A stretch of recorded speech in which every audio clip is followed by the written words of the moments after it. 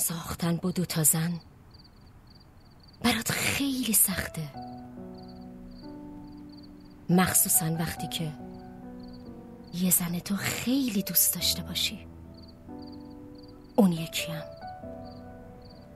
زوری باشه. چی میخواید بگید مامان؟ لطفاً واضح بگید. شاهرخ، نفیسه فکر میکنه تو نسبت به صبا منصف نیستی. منظورش چیه؟ یعنی چی منصف نیستم؟ همه چیشو دارم تحمل میکنم. یادتونم نره که این ازدواج به میل من نبود. کدوم حرفشونو قبول نکردم تا حالا که همشو گوش دادم. دیگه چی میخوان؟ پسرم سعی کن درک نمیخوام درک کنم، بس دیگه. چی داری؟ شورشو در آوردن مامان. به اینم فکر کن، صبا یه دختر معمولی نیست. اون خیلی به وقت و توجه تو نیاز داره. اگه اینطوری نکنی خودت با مشکل مواجه میشی. تو باید با مشکلات روبرو بشی. نسبت به صبا مسئولیت داری، اونم زنته.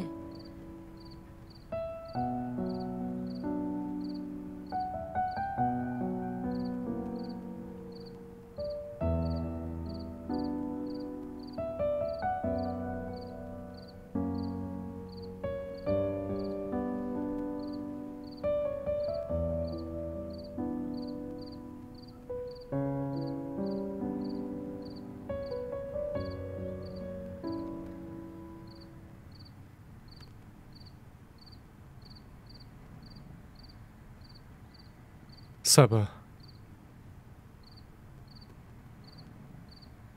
منو ببخش.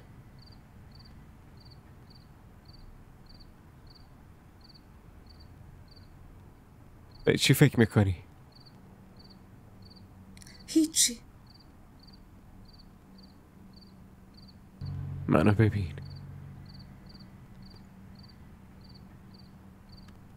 چقدر خوشگل شدی. از زویام خوشگل‌تر.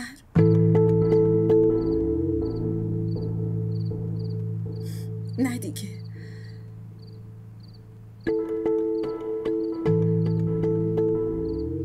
وقتی منو نه با خودت میبری شام، نه به دوستات نشونم میدی، اون گردنبندم که دادی به زویا، من اونو ندارم. برای همین به جای من از اون خوشت میاد. من فقط برات یه اجبارم. از اون خوشت میاد. نه اینطوری همینطوره. چرا نمیفهمی؟ من همه چی میدونم. خونه من، شوهر من، اون همه چیمو گرفته. برای چی اینجا زندگی میکنه؟ میرم بیرونش میکنم. الان بیرونش میکنم. داری کجا میری؟ اون اینجا چی کار میکنه؟ من ولش نمیکنم. هیچ جا نمیری. دستمو ول کن. برم کن. چی کار میکنی؟ مزخرف نکن. صبا